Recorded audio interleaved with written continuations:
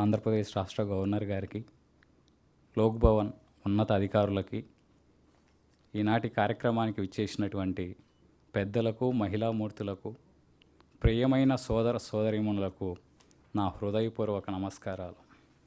మీకు, మీ కుటుంబ సభ్యులకు మహారాష్ట్ర, గుజరాత్ రాష్ట్ర అవతరణ దినోత్సవ శుభాకాంక్షలు. మహారాష్ట్ర అంటే కేవలం ఒక రాష్ట్రం కాదు, అది శౌర్యం, సంస్కృతి, భక్తి మరియు దేశభక్తి యొక్క ప్రతీక. ఈ సహ్యాద్రి భూమి ఎందరో మహానుభావులను ప్రసాదించినటువంటి పుణ్యభూమి.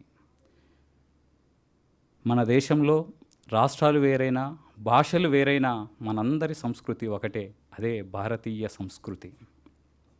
ఆంధ్రప్రదేశ్ మరియు మహారాష్ట్రాల మధ్య ఉన్న సంబంధం ఈనాటిది కాదు, శతాబ్దాల నాటి ప్రాచీన బంధం. శాతవాహనుల కాలంలో మహారాష్ట్రలోని పైఠాన్ రాజధానిగా వారి పాలన ఆంధ్రప్రదేశ్ వరకు పరిపాలించబడింది.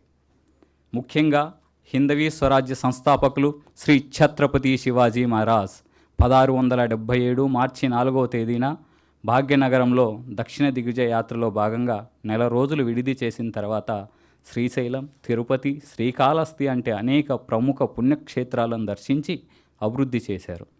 ఛత్రపతి శివాజీ మహారాజ్ తర్వాత వారి వారసులు కూడా అనేక సంవత్సరాల పాటు వార్షిక సంపదను అందించి ఆలయాల సాంస్కృతిక అభివృద్ధికి తోడుగా నిలిచారు. ఛత్రపతి శివాజీ మహారాజ్తో పాటు వచ్చిన పాలకులు, అధికారులు, సైనికుల వారసులు దాదాపు 350 సంవత్సరాలుగా సుమారు 8 లక్షల మంది ఆంధ్రప్రదేశ్లో నివసిస్తున్న మరాఠా సమాజం ఈ రాష్ట్ర అభివృద్ధికి, దేశ సేవలో భాగస్వాములై సాంస్కృతిక ఐక్యతకు ప్రతీకగా నిలుస్తున్నారు.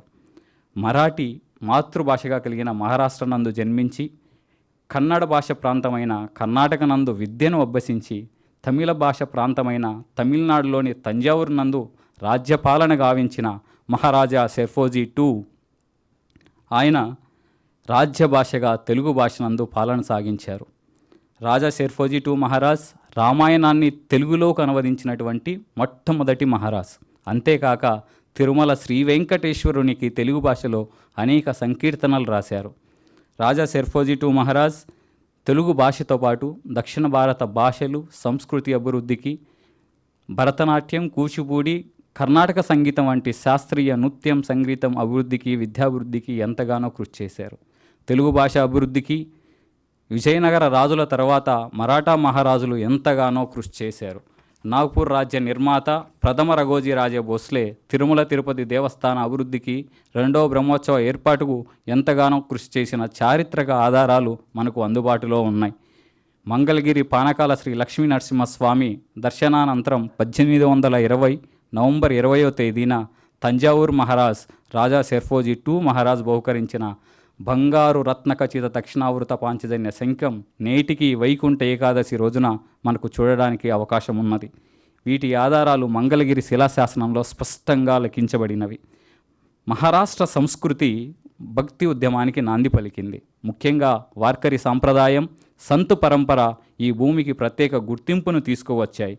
సంతు తుకారాం మహారాజ్ గారి అభంగాలు ప్రజలలో భక్తి, శక్తి, నైతిక విలువలను నింపాయి. సంత్ జ్ఞానేశ్వర్, ఏకనాథ్ వంటి మహానుభావులు సమాజాన్ని ఒకే తాటుపైకి తీసుకువచ్చారు. మహారాష్ట్ర పండుగలైన గణేష్ చతుర్థి, గుడిపాడ్వా వంటి వేడుకలు ప్రజలలో ఐక్యతను, ఆనందాన్ని పెంపొందిస్తాయి. భారత స్వాతంత్ర సమరంలో కూడా మహారాష్ట్రకు విశేష స్థానం ఉంది.